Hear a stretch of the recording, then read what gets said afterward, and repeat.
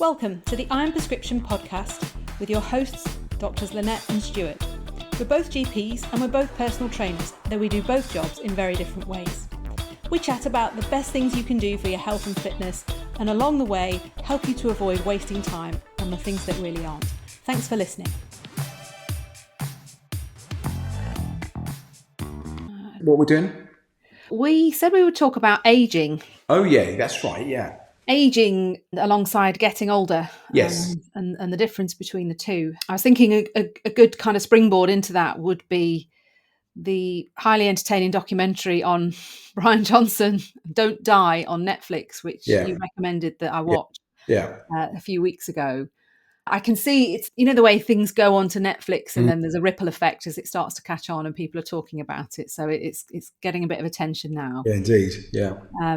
I think it's probably an extreme end to start a discussion about aging, but why not? Why not start with an extreme guy? And it was you that mentioned him on not the last episode, but the one before, when we were talking about, I can't remember how we ended up talking about it, but I'd never heard of him. And this is an unusual Silicon Valley tech billionaire who has now dedicated the second half of his life to reversing the aging process. Indeed. Not only is he reversing it, but he's decided that actually he's going to give away his, well, when I say give away, he's going to charge you for it, but he's going to give away what he finds. So it started off as he was just going to do it for himself, and he was just he wanted to live forever, and he was going to pursue how he could make that happen for himself. And then as time went on, he began to think, this is very selfish and I should be sharing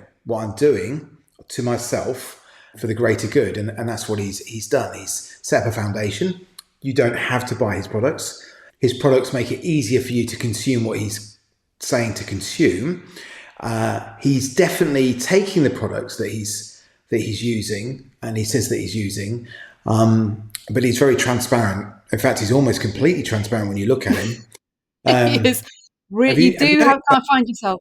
Yeah, there is what's that word? That kind of prosthetic look about him that they use in theatrics. Yeah. He's almost got a prosthetic head, hasn't he? Yeah. And his skin is, well, it's more than all of Ulay. I know that. Other creams are available. But yeah, I can't remember how many tablets he's taking a day. Is it 120 or something? Yeah, I think it was 125. So the first time I watched it, I was really entertained. And so it's just for pure entertainment value. I recommend anybody give it a watch, assuming you've got a Netflix subscription, which pretty much everybody has. Yeah. But I quite quickly got distracted thinking, this is so unusual. This man has to have had some sort of trauma, because it just, everything that he's doing didn't make sense. And sure enough, you go on to understand, he's got some gremlins that he's trying to shake off. Yeah. So from the neck down, he's in brilliant shape. And there's lots of shots of him working out. He does something like 35 exercises a day. He's vegan. Yeah. And he's got this regimented life now, which is solely dedicated to proving that he can reverse aging. And from what he presents, and I wasn't aware of him before the documentary, and I haven't done any kind of research about this, but I am very aware of longevity as a specialty in the US. We'll come on to that in a minute. Yeah. But he really is, a spectacle. What I liked early on in the program was that there was no shortage of people reacting like us, going, this man, what is he doing? What on earth is all of this for? I mean, who wants to live a life solely to live longer? That's not living. So they didn't cherry pick the bits that they wanted to put in. Yeah. And you can't deny that he's in amazing shape. I don't think there's a pick of fat on him. He's probably about 4 or 5% body fat. When if you want to achieve that, then he certainly is. And interestingly, all the medical research shows that actually that would make you unhealthy. So his body, you're right. I think he operates at about between 4 and 7% or something like that, and that actually is deemed unhealthy by modern medicine, Western medicine. That's an unhealthy limit. But he looks great. I mean, from an aesthetic point of view, he ticks all the boxes. if we are to believe what he's exposing himself to, I mean, he has regular scans, he has regular blood work done all the time. He's just one big guinea pig. He's One massive project, isn't he? yeah, It's a walking absolutely. He project. must be the most studied man known to man. All his vitals would seem to suggest that he is reversing his metabolic age. Yeah, I saw that same clip again today because I was going to rewatch it all today, but I got a bit fed up after about 20 minutes thinking it's not as funny on a second watch. But I did stop it at the point where he has data to show that for every 12 chronological months he ages, it's actually only 8 months in physiological terms. And he described that as reversing his biological age, which I was kind of thinking, I'm not sure that's technically correct, maybe not grammatically. But yeah, he's surrounded by people willing to study him and generate this data, Yep. which I guess, it shows that this can be done. Well, yes. Really, So there's yeah. a couple of things, first of all, that I think are always helpful when you're talking to people who don't understand research and don't understand data. So he's paying for that data. He's paying somebody for that data. And when you're paying somebody for data, you decide on what the answer is going to be. And then you tell the person who's looking at the data, that's what I want the answer to be. And which is why when NHS England commissions a drug, they don't like to commission a drug purely on the drug maker's data.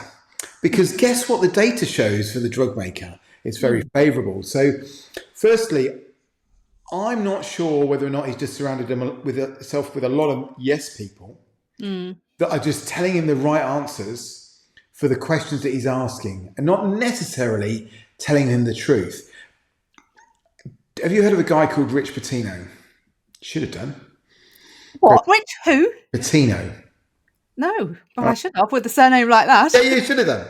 So he owned 5%. Have you heard of 5%? No. Okay, 5% is a bodybuilding mega company. And 5% obviously is referring to 5% body fat. And he was a icon in bodybuilding. And he was beyond competition bodybuilding. This guy is a hulk of a man. Right. Beyond big. He's massive. Ronnie Coleman size. Bigger than Ronnie Coleman. Oh, right. Monster. And self-confessed steroid user. Oh, yeah. Wouldn't doubt it.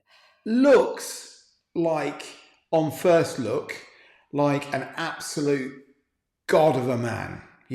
Thor, the Greek god of thunder, not the actor, Hemsworth. not Chris Hemsworth, although Chris Hemsworth looks good, but the Greek god himself, Thor, would have nothing on this guy. All right. Because he looks that good at the first look. Anyway, he's dead. And I'm going to say, he must be dead. Yeah, he's dead. And he's dead because there was lots of complications with the autopsy and bits got lost and organs got lost, as you'd expect from one of these Hollywood superstars. But basically, he had an MI. His liver was massively enlarged and inflamed. His kidneys were already destroyed. And he died of multi-organ failure following a myocardial infarction in his kitchen. And his chest was so big that his girlfriend couldn't do CPR on him. Right. And there was a bit it started off that he was choking. I don't think he was choking. I think he was having a gonal breathing at that time. But anyway, it doesn't really matter. The point is, he was so massive they couldn't actually save him because his chest cavity was so humongous that nothing would shock through it, and they couldn't compress it to do CPR. But on first looks, and he was certainly he was selling all of his products, 5%. Protein, creatine, all of these things that you can buy, bodybuilding shakes, as well as all the illegal drugs as well in the background, on the basis that, look at me, look how healthy I am. So I wonder, are we really seeing a man that's going back in age, or are we seeing a man that's being injected so much with so many different chemicals that actually is turning into plastic? Well, It's interesting because there is a British scientist, he's definitely a medical doctor, on the documentary Yeah, who tried to reach out to him to share some of his research. I think lightly questioned something and he got blocked. And I thought, that's a little bit of a red flag. yeah, yeah, So okay, he's he's a one-off. It's yeah, an entertaining documentary. yeah. It made me want to eat more salad because his salads did look amazing. Beyond that, I didn't take away anything that the rest of us in the real world would probably want to adopt that he's doing. But it does raise this topic of aging Mm, versus getting older, which are not necessarily the same thing.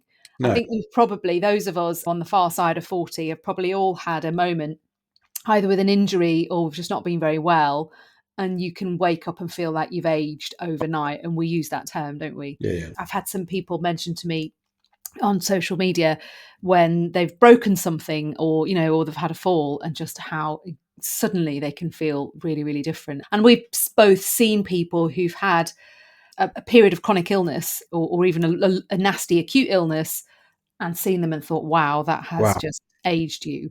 So there's something else going on within us regards to aging that's not Hmm. just the months ticking over on the calendar. Hmm. And it'd be interesting to discuss what that is and what we can do about it, because most of us want to remain young, fresh, feeling fit, even though we are getting older, I would say. I'm not sure that, people say it's just a number. And to a great degree, I believe it's just a number. But I think what happens is a realization of vulnerability. And I think when you injure yourself or you hurt yourself, I'm not really sure. I don't buy into this. It takes so much longer to get better. I buy into you become aware of your own limitations. And when you are a younger person, when you're particularly young, you get injured, and I don't think you ever recover properly. So I see a lot of people that have got injuries and they say, oh, I did this when I was 20. What do you mean you did it when you're 20? Well, I had this thing and then that's left me with a weakness. And I'm like, well, what you mean is you got an injury and you never really recovered properly. You just went back and got on with it. Okay. And as we get older, we don't do that. We're so desperate to look after ourselves. We don't necessarily accept the battering that life gives you. And you want some sort of like nirvana where it's going to be perfect again. And that's not really life. You don't, if you drive a car and you reverse it into a bollard, it's going to be dented.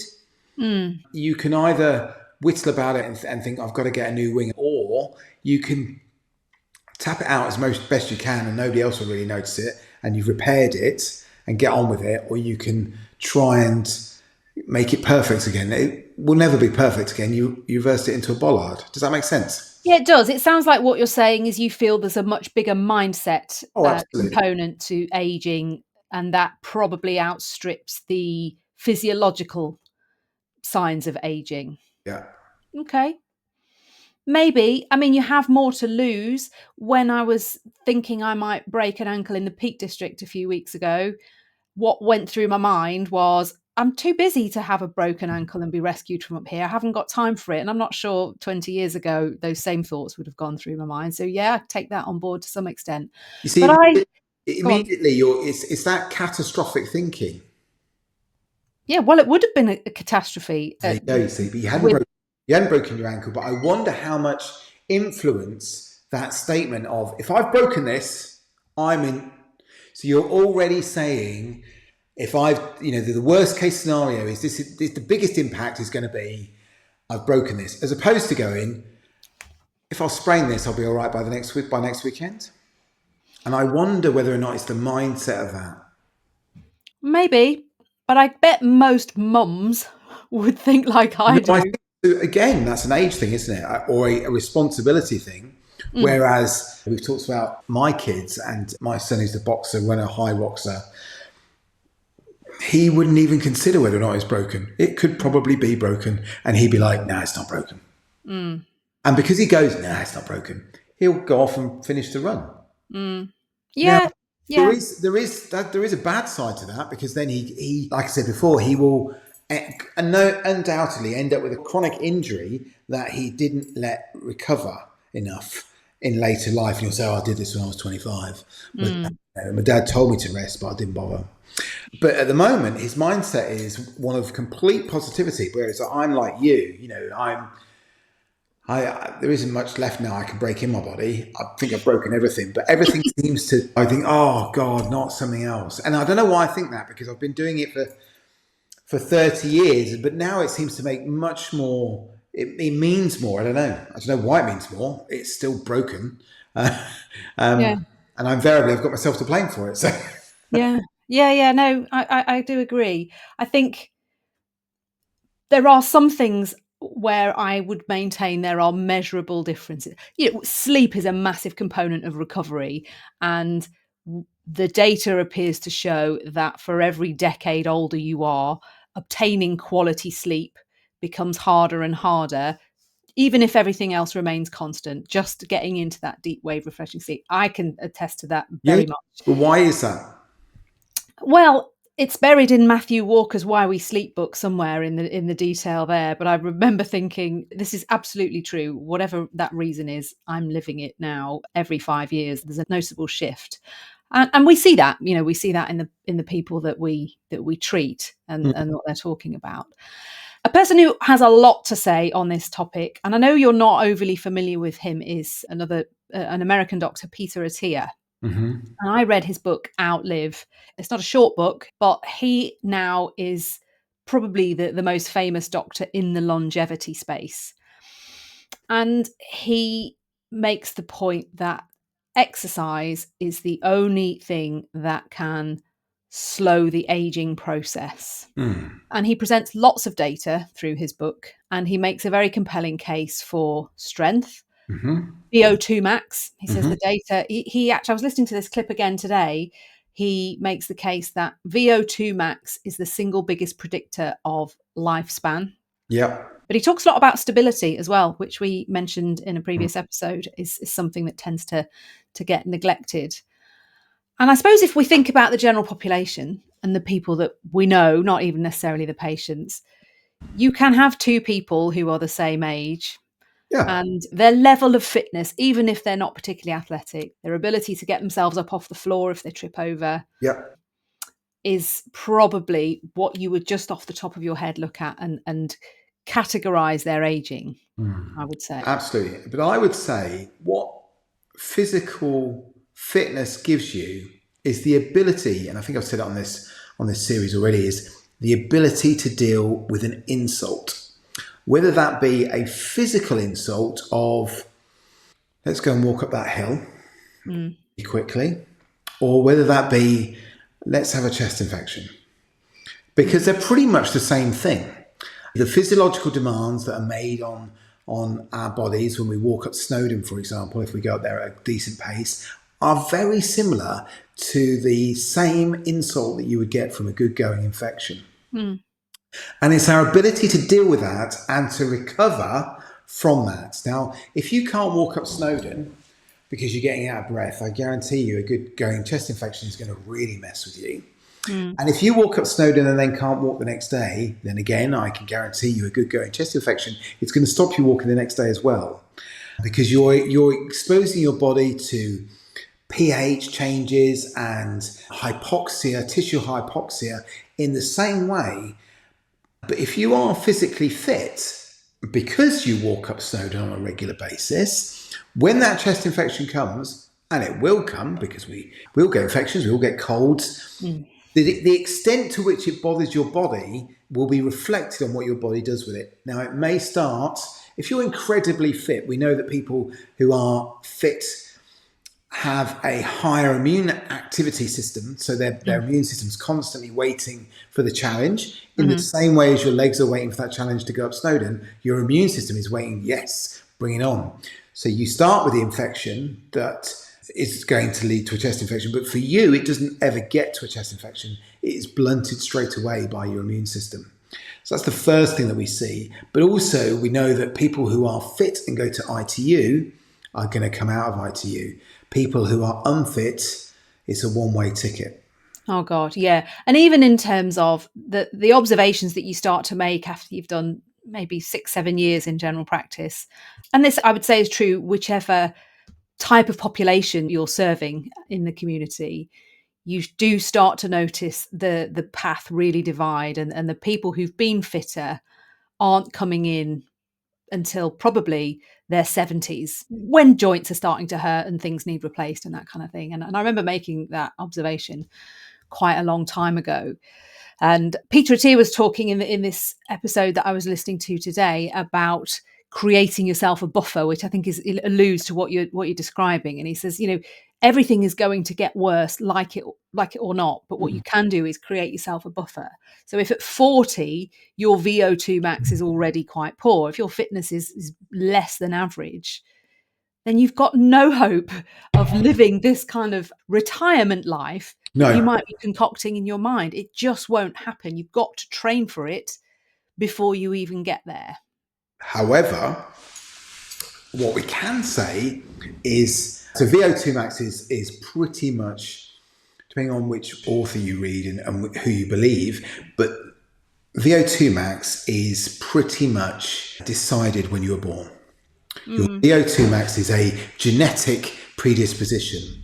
However, that's your maximum VO2 max, and you don't know what your maximum VO2 max is until you get to your VO2 maximum and you plateau, and that's where you're at. Because some people have a VO2 max of, I think the highest ever recorded was 96 in a human. Right. And that was a Scandinavian cross-country skier. And the average person, depending on age, is around sort of mid-40s. And then for anybody who can't remember the bleep test that you had to do at school, that was to determine your VO2 max. And there was always that one git who just kept going and going and going forever. Because they've got, and actually they didn't look particularly fit, but that's because they have that genetic predisposition. However, what we can say is that you may have a horrendous VO2 max when you are 40. By the time you're 45 and you've done something about it, you are at your maximum VO2 max, and it's a lot higher than where you were when you were 40. Yeah. So there's always chance to recover, and there's always chance to make a huge impact in your life. Even if you're 55, 60, 65, whatever you do in the exercise field is going to be better for you, and it's going to give you more quality years than doing nothing at all.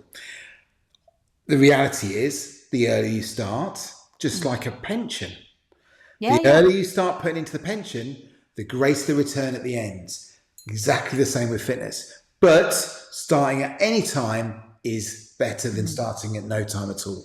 Yeah. I was also listening to another expert. I've had a week of experts, of which I am not one, but they were talking about this assumption people make. And I've heard this bandied around by people who've maybe, been semi-athletic and gone off the boil a little bit, that, well, you can't really build muscle as you get older. This kind of vague assumptions that actually are not borne out in the data. And she's actually a bone researcher. And she was talking about preserving your bone mass as you get older. Yeah. But she was talking about a study whereby they wanted to prove that inactivity is what prevents you from building muscle. And what they did was, on healthy subjects, put one leg in a cast and left the other leg normal. And they did something interesting with amino acids to check the ability of those muscles to take up the amino acids before and after. Yeah. What they were able to show was the leg that didn't move for 2 weeks had a much poorer response to a protein stimulus to build muscle compared to the leg that had been active. Yeah. It hadn't got significantly older in those 2 weeks. And what the study was designed to show was that actually the best thing you can do to avoid this anabolic resistance, as it's called, is keep active, because once you slow down, everything else follows suit. And I really liked that, because you do hear that a lot from people. Well, it's not worth starting now. It's always worth starting, always. And I really think you can probably, as you said, in your 40s and 50s, I know it's hard, you've got kids, midpoint career, probably quite senior, but it's what you put in those couple of decades that will really send you on a different path in And the late years. there is increasing evidence actually that shows that the best time to start exercise is not in your 20s or your 30s, but actually in your 40s. So in your 20s and 30s, you're coasting. You're on that wave of genetic ability and the resilience of the body. And as you hit 40, if you start exercising then, actually what happens is you have this huge potential, this untapped potential that you can make a massive difference with. And because you've not been exercising in your 20s or 30s, you will not suffer the same damage that is created by exercise. In other words, The injuries. the injuries. You don't see the injury patterns in Okay. people that started in their 40s that you see in the people that have started in their 20s or 30s. So if you look at a marathon runner who has been marathon running probably, 100 miles a week since they were 25, by the time they get to 45, they're knocking on the GP door going, you know what, this hip really needs doing. And it probably does. And we should do that here, but it's a pain to get it done. But physiologically, the parts and everything that you've created it's incredibly good shape. However, the 40-year-old that started marathon running when they were 40, by the time they get to 45, they're still actually that untapped benefit is so great. They're doing a good marathon time because they've been training for 5 years, but they're not needing a new hip because they haven't been doing it since they were 25. So it's an interesting way to look at it, but actually you're getting the best of both worlds. So when I have a client who says, oh, there's a point in doing this, I'm too old. No, actually, this is the big point of doing it. But it's surprising how nervous people are.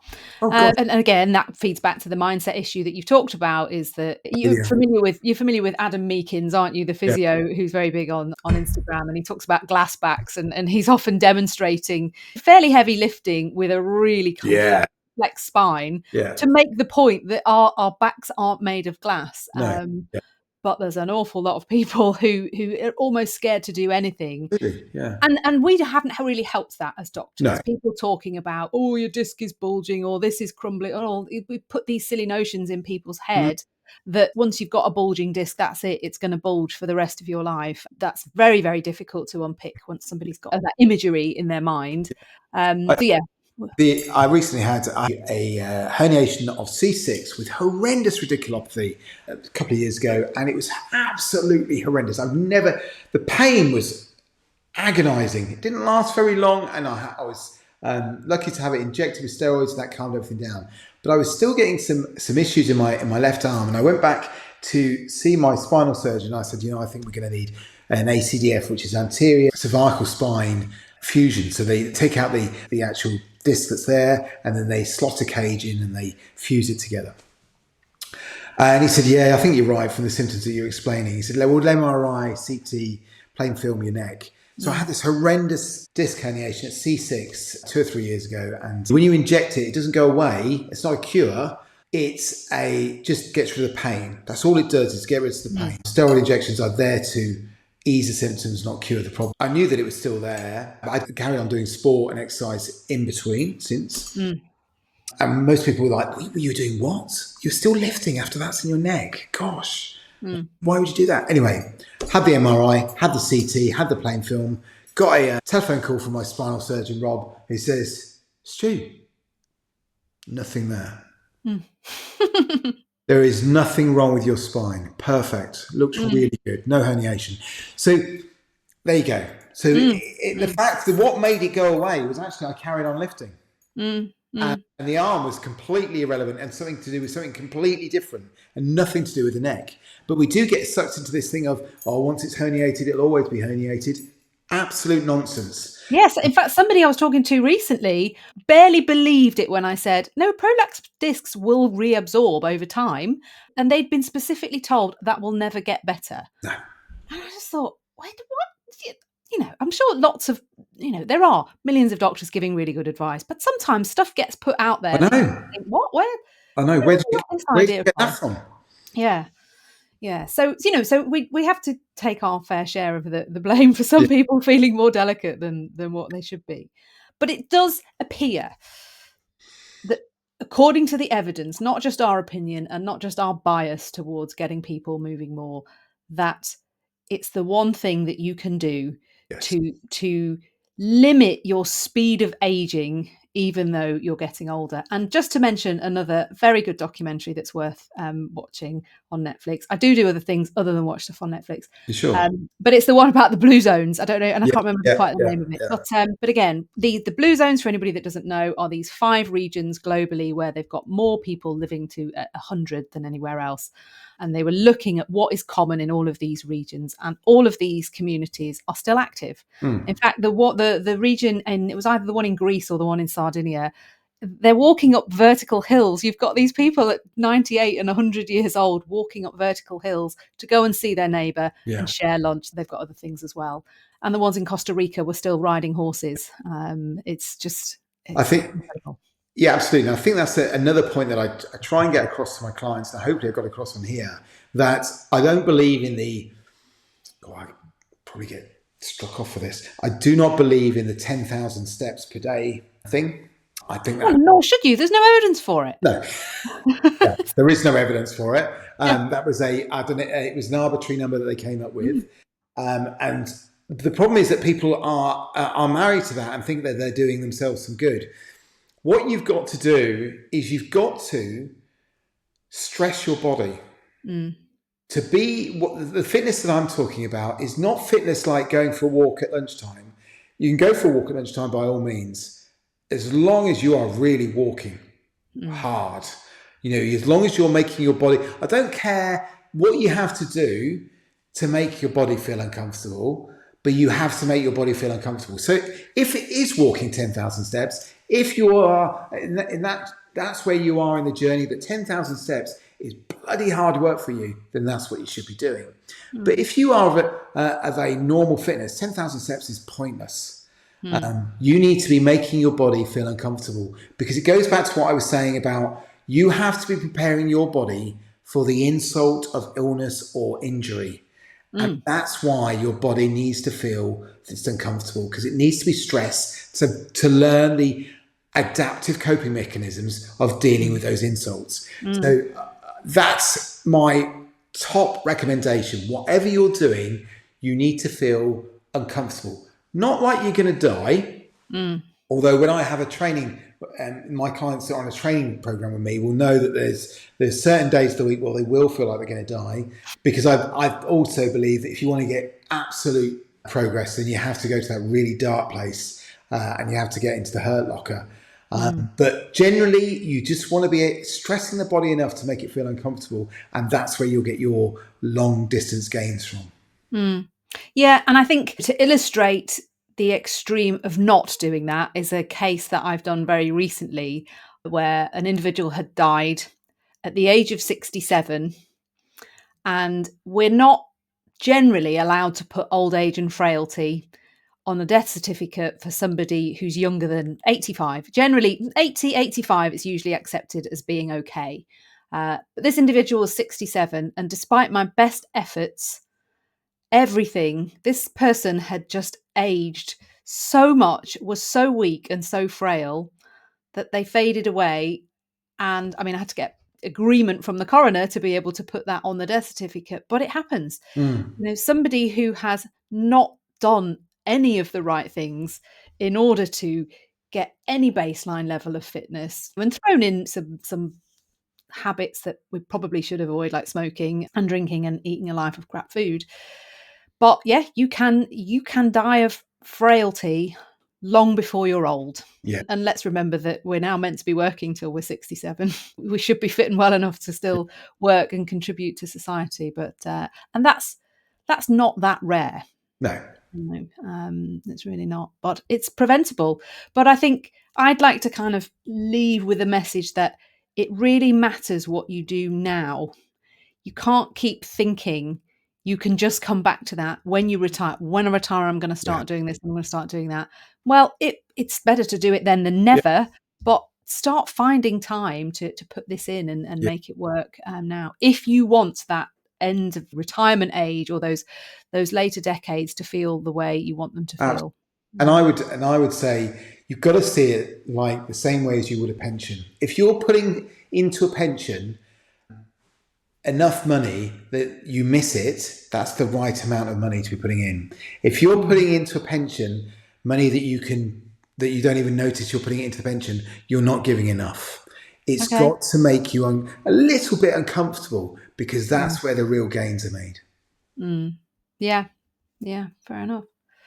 Okay. I mean, we'll leave everybody to watch the documentary Indeed. and laugh at Brian Johnson. Right.